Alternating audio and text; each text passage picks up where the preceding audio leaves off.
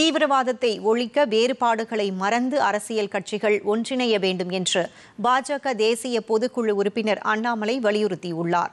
கோவை மாவட்டம் நீலம்பூரில் இன்று செய்தியாளர்களிடம் பேசிய அவர், தமிழகத்தின் பொருளாதார ஆற்றல் காரணமாக மற்ற மாநிலங்களை விட தமிழகத்திற்கு பயங்கரவாத அச்சுறுத்தல் அதிகம் என்றார்.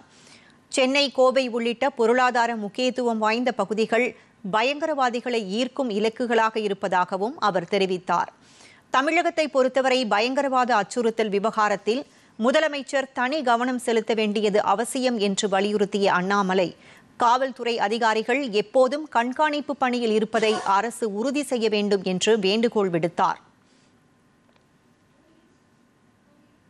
நாங்க மும்பை மாதிரி ஒரு அட்டாக் டெல்லியில் நடத்தணும் அப்படின்னு திட்டமிட்ட ஒரு டீம்.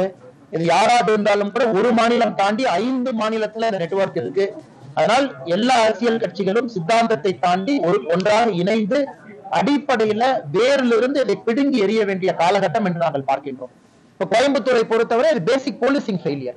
அந்த இடத்துக்கு காவல்துறையா ரோந்து போகல. 40 ஆண்டுகளாக அது பிரச்சனைக்குரிய பாதை. அது இதெல்லாம் அடிப்படை கேள்விகள்.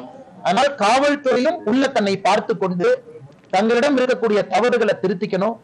அரசியல்வாதிகள் ஆட்சியில் இருக்கிறவங்க இன்னும் சுதந்திரத்தை கொடுக்கணும். குறிப்பாக திராவிட முன்னேற்ற கழக அரசுல நம்முடைய முதலமைச்சர் அவர்களே காவல்துறை அமைச்சரா இருக்கிறாங்க. அவர் இன்னும் சிறப்பாக இதை கையாள வேண்டிய கட்டாயம் முதலமைச்சருக்கு இருக்கு. இதையெல்லாம் செய்ய வேண்டும் என்பது எங்களுடைய கோரிக்கை மட்டுமல்ல, எதிர்பார்ப்பு மட்டுமல்ல, வேண்டுகோள் மட்டுமல்ல, தமிழக மக்களுடைய குரலை நாங்கள் வெளியே சொல்லுகின்றோம்.